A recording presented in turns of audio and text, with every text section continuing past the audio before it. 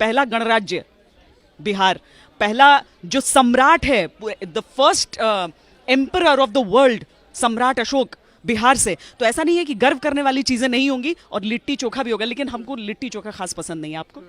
कुछ खास ज़्यादा नहीं है, लेकिन चूंकि आप फर्स्ट की बात कर रही थी तो नालंदा यूनिवर्सिटी और वो गौरव जो बिहार की धरती पर है वो मतलब अद्वितीय है, वो बेमिसाल है, उसको कोई छू भी नहीं सकता। किस साल बिहार छोड़ा आपने? मुझे लगता है 93 में मैंने बिहार छोड़ दिया था। 93 में छोड़ दिया मतलब अब देखिए, ये एक बड़ी दुविधा है मेरे जैसे लोगों के लिए, इसको आज मैं बोल ही देती हूँ। और वो दुविधा ये है कि रांची में मेरी पढ़ाई लिखाई, हालांकि मेरे पिता और माँ दोनों ही बिहार के थे, आरा और बिहार शरीफ के, लेकिन रांची में पढ़ाई हुई और वो बन गया झारखंड, वो झारखंड बन गया। नहीं तो अब लोग तो अनडिवाइडेड बिहार का ही हिस्सा मानते तो हैं। हम once a Bihari always a Bihari, मेरी जितनी कोई मुझे झारखंडी कहता तो मैं कहती हूँ once a Bihari always a Bihari. So I stick to belonging to Bihar and being from Bihar. तो मैं बिहारी ही हूँ। और भाषा थोड़ी अलग हो जाता है, वो तो झारखंड का भी सेम ही है। हाँ, वो सेम है, लेकिन राज्य तो अलग हो गया है। तो वो मज़ा जो बिहारी बोलने में है ना, कि हाँ मैं बिहार से हूँ, और सामने वाले को ओह यू फ्रॉम बिहार, लगता नहीं। क्यों नहीं लगता है?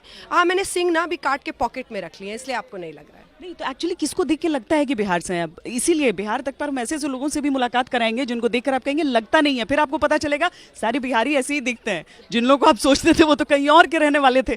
तो ये सारी चीजें भी यहाँ पर होंगी। तो 93 में आपने स्कूलिंग करके या कॉलेज करके?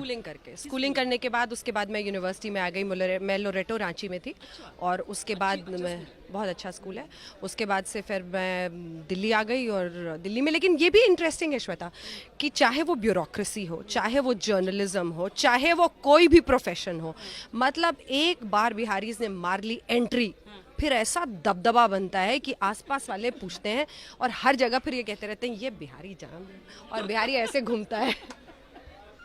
अभी तो आज तक देख लीजिए, आज तक कोई भी जर्नलिज्म, वही मैंने कहा, जर्नलिज्म, ब्यूरोक्रेसी, जितने भी दिमागी कसरत वाले जितने भी प्रोफेशंस हैं, दबदबा है भाई साहब। अच्छा, मैंने तो छोड़ा 1997 या 98, अब तो मतलब याद नहीं रहता उस समय। 97, 98। क्योंकि मेरा ग्रेजुएशन पूरा वहीं से हुआ ना, ग्रेजुएशन पटना विमेंस कॉलेज, तो इस वजह से। अच्छा, कॉलेजेस स्कूल्स की भी हम कोशिश करेंगे। तो आप लोग में से अगर लोग हों बिहार के रहने वाले, आजकल तो मोबाइल पे बन जाते हैं, वीडियोस बना बना कर भेजिए, हम जरा शेयर करेंगे यहाँ पर आपके उन सभी वीडियोस को। और खास तौर पर छठ के, श्वेता, क्योंकि आप करती हैं, तो जितने लोग करें, इंटरेस्टिंग विजुअल्स होते हैं, क्योंकि वो सुनकर और वो देखकर और वो ठेकुआ खाकर, मतलब आप को अमृत मिल जाता है। सच में ठेकुआ, खजूरी, और बिहार की सबसे फेमस मिठाई होती है खाजा, अनरसा। ये चीजें यहाँ पर नहीं। मनेर के लड्डू, ओहो ओहो। मेरे कोई मौसा जी, फूफा जी थे मनेर के, आते थे लड्डू लेकर आते थे। मेरे पिताजी आरा के थे, और जैसे हम लोग, हमेशा बात होती थी, गाड़ी में हम लोग घूमने जाते थे, जैसे आरा जोन में वो एंटर किए, उसका बाद अचानक हम लोग से भी भोजपुरी बोलने लगते थे।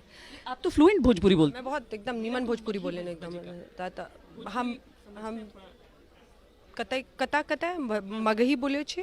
हाँ, तो मगही भी बोल लेते हैं, मैथिल भी बोल लेते हैं, सब बोल लेते हैं थोड़ा बहुत। मगी हुआ तनी तनी बोले छिए। हाँ, तनी तनी बोले छे। हाँ, अब भोजपुरी थोड़ा सा ज्यादा हाँ, aggressive हो गया। वही वाला लठमार। अच्छा, अब भोजपुरी भी फिर आरा का भोजपुरी और पटना का भोजपुरी डिफरेंट हो जाएगा। आपको मगही का इन्फ्लुएंस ज्यादा है। मगही और बजिका, हाँ ब्रज और मगही, मगधी, हाँ। तो उसका थोड़ा सा मैथिली जब आसान हो जाता है तो ये दोनों शब्द बनते हैं। तो लेकिन फिर पटना में पली बड़ी, तो इस वजह से वो तीनों मिल गए, भोजपुरी, मगही, बजिका। तो अब हमको पता ही नहीं है जो हम बोलते हैं वो कौन सी भाषा है, एक नई भाषा का निर्माण हो जाता है वहाँ पे।